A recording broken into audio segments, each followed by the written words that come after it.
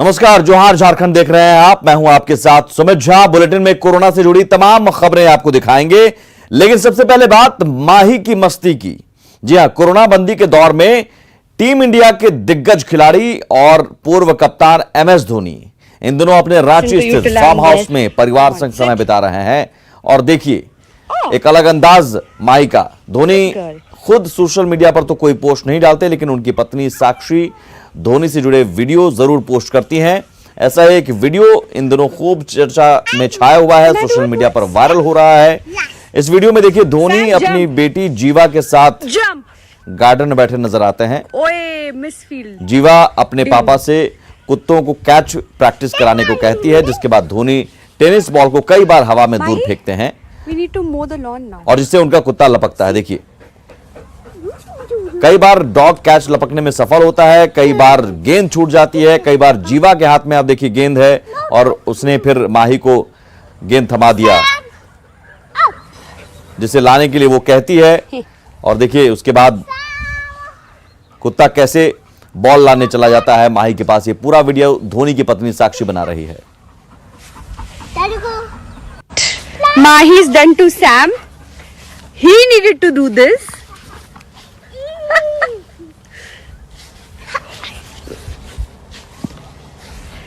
See, he won't listen to you till I'm there.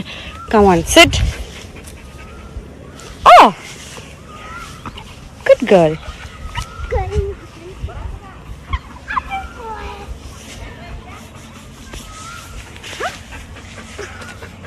I'll do it. Can I do it once? Okay? Yes. Sam, jump. Jump. Oy, misfield. Ding. Ding.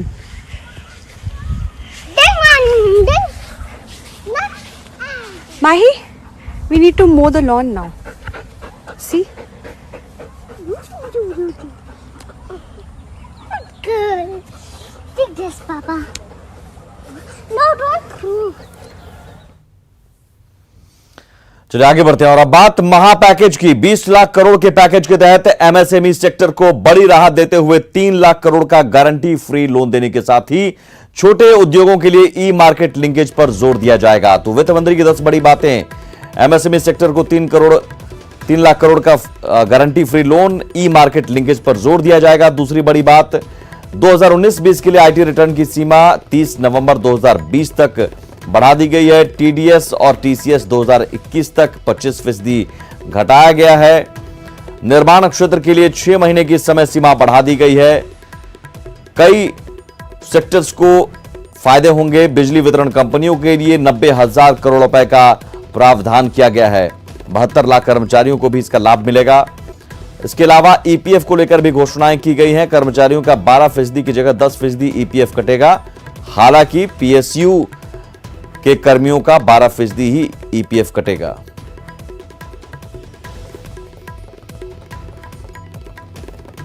हालांकि MSME को लेकर की गई घोषणा पर GMM ने निराशा व्यक्त किया है। केंद्रीय महासचिव सुप्रियो भट्टाचार्य ने कहा कि केंद्र की सरकार ने MSME की परिभाषा बदलकर बड़े पूंजीपतियों को लाभ पहुंचाने की पूरी व्यवस्था की है।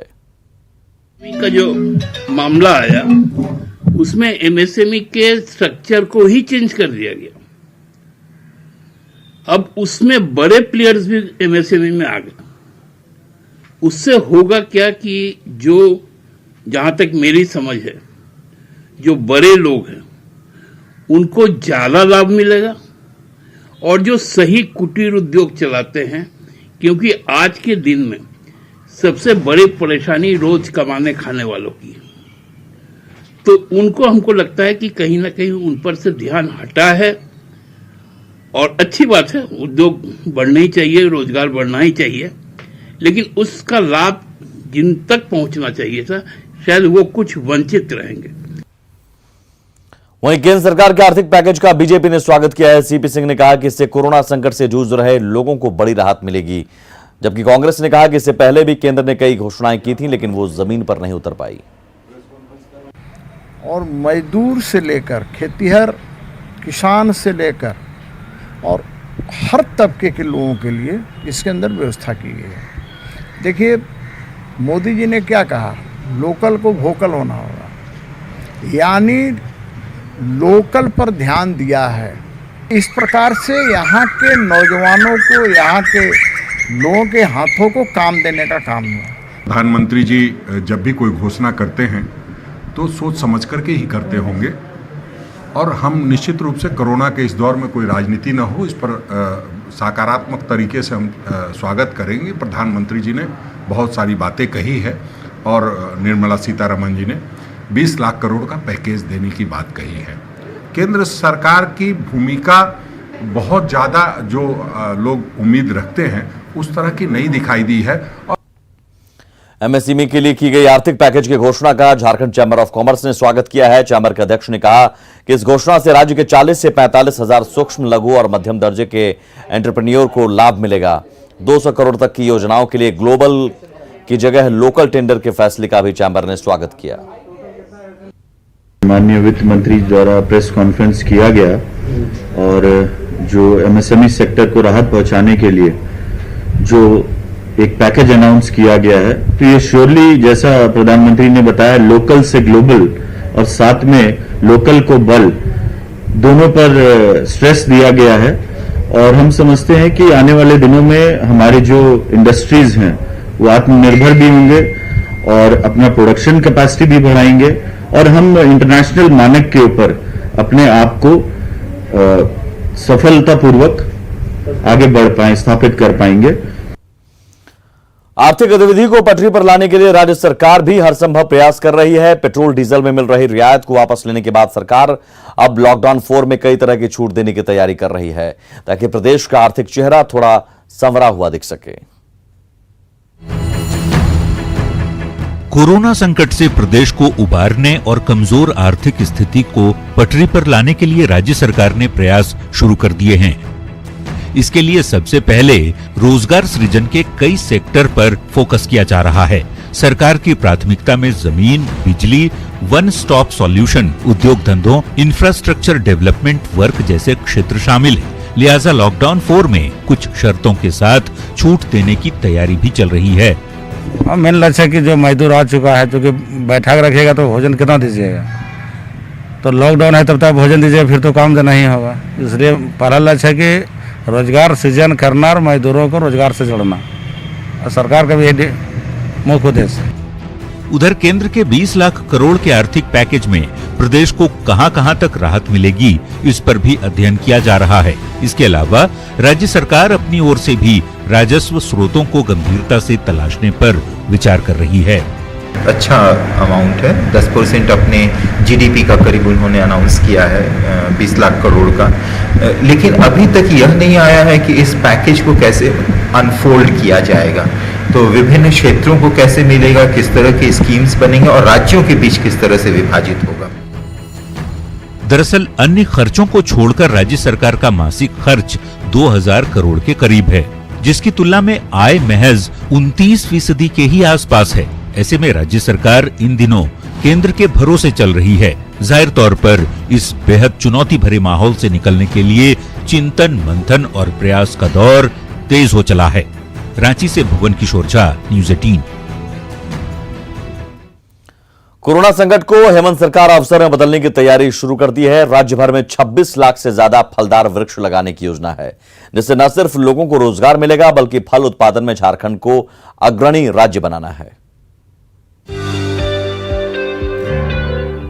झारखंड में हेमंत सरकार कोरोना संकट को अवसर में बदलने की तैयारियों में जुट गई है। कृषि विभाग ने ग्रामीण विकास के सहयोग से राज्य के हर प्रखंड में 100 फलदार पौधे के 100 बागान लगाने की योजना बनाई है। इससे न सिर्फ लोगों को रोजगार मिलेगा बल्कि फलों को दूसरे प्रदेशों में भेजकर सरकार की आमदनी बढ़ाई जा सकेगी। हमने जो शुरू से कहा है कि 2400 जिला किसी न किसी उत्पाद के लिए जाना जाएगा, कृषि उत्पाद के लिए। उसके तहत अभी फलदार वृक्ष लगाए जाने हैं, छायादार वृक्ष लगाए जाने हैं। हमने अपने विभाग को ये ऑर्डर किया है कि किस जिला में किस फल के लिए, किस एग्रीकल्चरल प्रोड्यूस के लिए उपयुक्त है, उसकी सूची बनाए। सरकार ने क्लाइमेट के मुताबिक सभी जिलों में फलदार वृक्षों के चयन का काम बिरसा कृषि विश्वविद्यालय को सौंपा है। साथ ही जिलेवार वहां की मिट्टी और आबो हवा के मुताबिक फलोत्पादक के लिए रिपोर्ट मांगी गई है।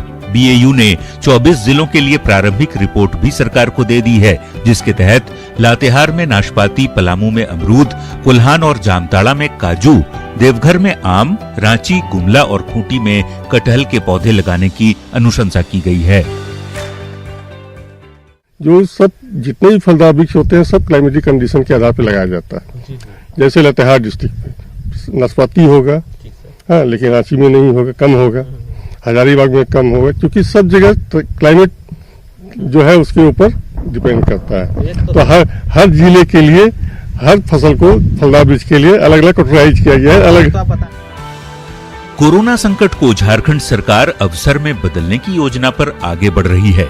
इसके केंद्र में कृषि ग्रामीण विकास है। मनरेगा के तहत सूबे में 26 लाख से ज्यादा फलदार पौधे लगाने और उसके बाद इसे इंटीग्रेटेड फार्मिंग तक ले जाने की योजना है, ताकि गांव के किसानों को अपनी आजीविका के लिए दूसरे प्रदेशों में मजदूरी करने ना जाना पड़े।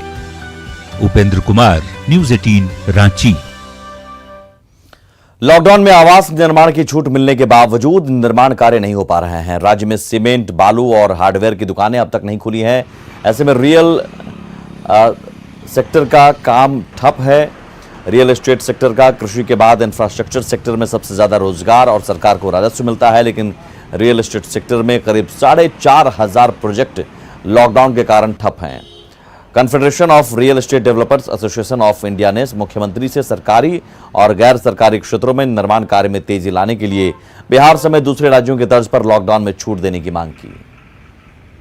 उनका इतने कहना है कि आप अलाउ तो कर दिए कंस्ट्रक्शन वर्क को, लेकिन हम सीमेंट कहाँ से लाएं, छड़ कहाँ से लाएं, बालू कहाँ से लाएं, मिस्त्री कहाँ से लाएं, ये जरूरी चीज़ें हैं।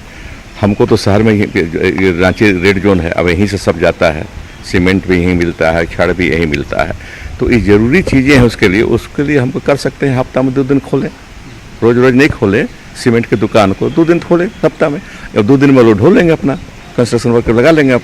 तो ये हमको सोच विचार करके तरीका निकालना होगा।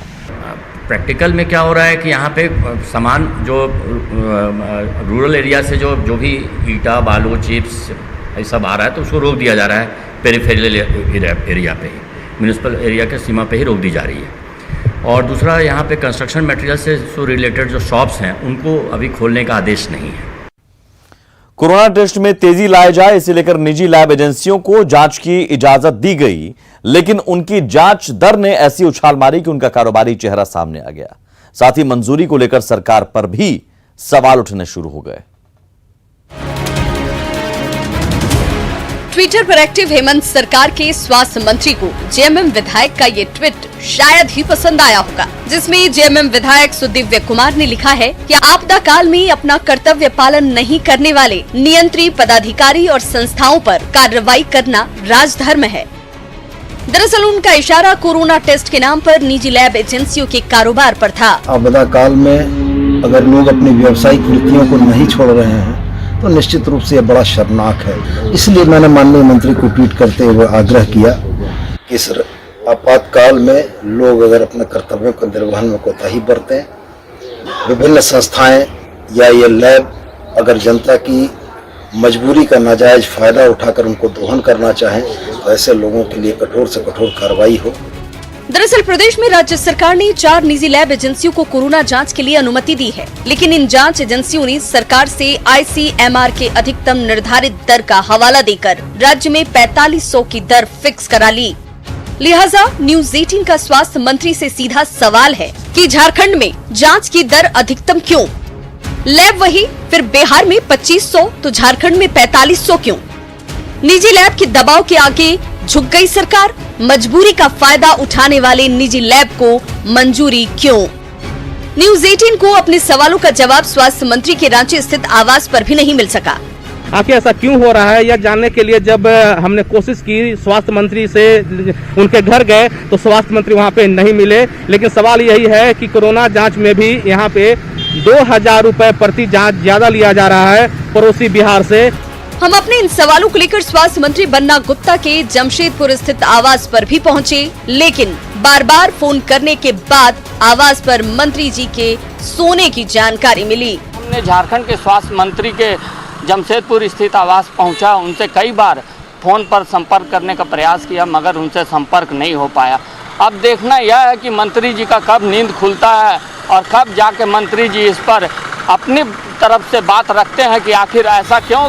जाहिर है कोरोना टेस्ट के नाम पर कारोबार करने वाले निजी लैब एजेंसियां अब सवालों के घेरे में आ गई हैं। लेकिन पहला सवाल तो अब भी स्वास्थ्य मंत्री से ही बनता है कि झारखंड में 2500 के बजाय 4500 क्यों। गिरिडीह से सुरेश, जमशेदपुर से रंजीत और रांची से उपेंद्र के साथ संजय कुमार सिन्हा की रिपोर्ट। प्रवासियों की घर वापसी के साथ साथ कोरोना भी अब घरों में घुसता नजर आ रहा है। दूसरे प्रदेशों से लौटे कई मजदूरों की रिपोर्ट पॉजिटिव आने के बाद चुनौतियां अब नए रूप में सामने आ रही हैं। पूर्वी सिंहभूम के चाकुलिया प्रखंड के नगर पंचायत क्षेत्र में 2 कोरोना मरीज मिलने के बाद जिला प्रशासन अलर्ट है। आसपास के क्षेत्र को कंटेनमेंट जोन घोषित कर बैरिकेडिंग कर दी गई है और वहां तमाम गतिविधियों पर रोक लगा दी गई है। संक्रमित क्षेत्र में सभी आवश्यक जरूरतों की जहां आपूर्ति की जा रही है, वहीं स्वास्थ्य टीम गठित कर सभी घरों की जांच और जानकारी जुटाई जा रही है। 7 पिकेट में 24 घंटे 3 पाली में हम लोग सुरक्षा दे रहे हैं। ड्रॉप किट के साथ है, इसमें किसी भी आदमी जाने के लिए वर्जित है एक्सेप्ट जो यहाँ पर सफाई कर्मचारी हैं। हजारीबाग में नए 6 कोरोना पॉजिटिव मिलने के बाद इन सभी को क्वारंटीन सेंटर से हजारीबाग मेडिकल कॉलेज अस्पताल में भर्ती कराया गया। सभी पॉजिटिव श्रमिक हैं, जिन्हें मुंबई से लौटने के बाद क्वारंटीन सेंटर में ठहराया गया था और जांच के लिए उनका सैंपल भेजा गया था। जिले में अब तक मिले सभी 10 पॉजिटिव की ट्रैवल हिस्ट्री दूसरे प्रदेशों से रही है। इसमें 3 लोग स्वस्थ होकर घर लौटे हैं। वहीं लातेहार में पहला कोरोना पॉजिटिव मिलने के बाद प्रशासन एक्टिव मोड में आ गया है। रेड जोन हैदराबाद से लौटने पर इस मजदूर को क्वारंटीन में रखा गया था, लेकिन जांच रिपोर्ट पॉजिटिव आने के बाद उसे कोविड सेंटर में शिफ्ट कर दिया गया। सैंपल करने के बाद जब उनका रिजल्ट आ जाता है तो ही उनको प्रोटोकॉल के तहत 14 दिन का अगले 14 दिन के लिए होम क्वारंटीन में रहने का और इंस्ट्रक्ट करते हैं और तब छोड़ते हैं। तो इसी क्रम में अभी उनका कल रिजल्ट आया है। प्रवासी मजदूरों की घर वापसी से कोरोना पॉजिटिव मरीजों की संख्या में लगातार इजाफा होता दिख रहा है। अभी कई सैंपल जांच के लिए पेंडिंग हैं, जिनकी रिपोर्ट आनी बाकी है। ऐसे में प्रशासन के लिए हर दिन चुनौतियां बढ़ती जा रही है। घाटशिला से प्रभंजन, हजारीबाग से राकेश और लातेहार से विकास के साथ रांची से संजय कुमार सिन्हा की रिपोर्ट। चेन्नई से 1242 मजदूरों को लेकर श्रमिक स्पेशल ट्रेन हटिया स्टेशन पहुंची। हटिया स्टेशन पर सभी का स्क्रीनिंग किया गया, जिसके बाद बसों के जरिए सभी मजदूर अपने अपने गृह जिले भेजे गए। हम लोग चेन्नई फंसे हुए थे, सरकार बहुत सुविधा किए, लाने के लिए बहुत प्रयास किए, आ गए अपना जगह पे। वो अच्छा हुआ, हम लोग के तरफ से व्यवस्था किए। आज जो ट्रेन आई है वो चेन्नई से आई है और 1242 लोगों को लेके आई है, जिसमें अलग अलग जिले के लोग थे और हम लोगों ने लगभग सभी लोगों को उनके जिला मुख्यालय में भेज दिया और वहाँ से जांच करके वो होम क्वारंटाइन में जाएंगे। गुजरात के भारूच से एक श्रमिक स्पेशल ट्रेन डाल्टनगंज स्टेशन पहुंची। इस ट्रेन में झारखंड के 1200 मजदूर लौटे। स्टेशन पर सभी का स्क्रीनिंग किया गया, जिसके बाद बसों के जरिए मजदूरों को अपने अपने जिले भेजा गया।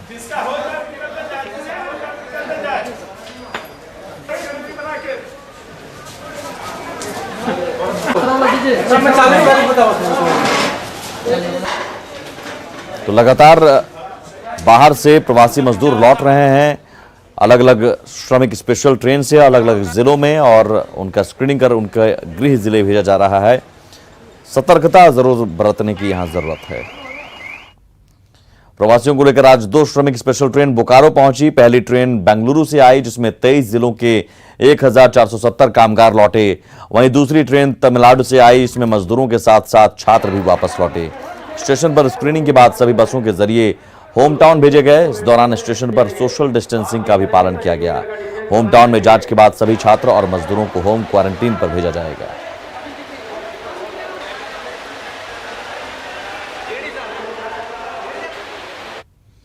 कोरोना के कारण हुए लॉकडाउन के बीच प्रवासी मजदूरों का धनबाद आना लगातार जारी है। इसके आंकड़े भी बढ़ते जा रहे हैं। ऐसे शहर में जितने भी आइसोलेशन वार्ड बने थे वहां सबों को रखना मुश्किल हो रहा है। इन मुश्किलों का हल निकालने के लिए जिला प्रशासन धनबाद में बंद सभी होटल्स को आइसोलेशन वार्ड बनाने की कोशिश में लग गया है। लोगों ने निर्णय लिया है कि जब सभी जो भी लोग बाहर से आएंगे सभी का स्वैब टेस्ट लेना अनिवार्य है। धनबाद में जितने लोग आएंगे सभी का स्वैब टेस्ट हम लोग ले रहे हैं। इसी के तहत क्वारंटाइन के बेड की संख्या को हम लोग बढ़ा रहे हैं। एक और हम लोगों ने पहल की है कि जो लोग इच्छुक हैं कि क्वारंटाइन सेंटर में वो चाहते हैं कि हमको और अच्छी सुविधा मिले, होटल की तरह सुविधा मिले, तो हम लोगों ने होटल से भी ये बातचीत की है। लॉकडाउन 1 में भी ये हुआ है, जब कहीं एयरपोर्ट सिटीज़ वगैरह में बड़े बड़े होटल्स को क्वारंटीन सेंटर के तौर पर डेवलप किया गया था और स्थानीय प्रशासन ने बहुत अच्छी पहल की है। ग्रामीणों ने भी अपने गाँव में लोगों को आने से रोका है।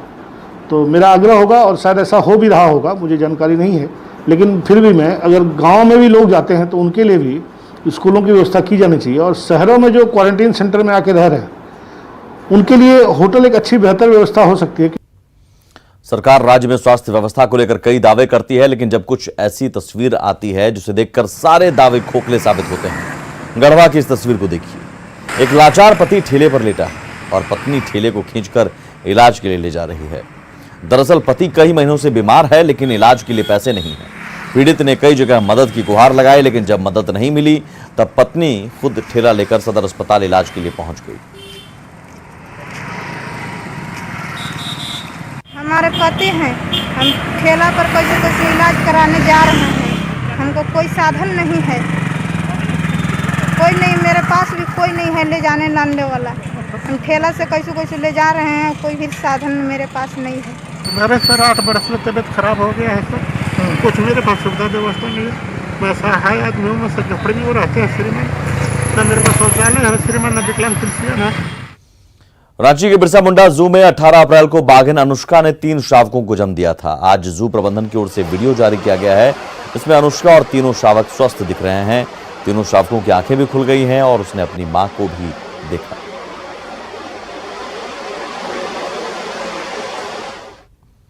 और इसी के साथ इस बुलेटिन में इतना ही। नमस्कार।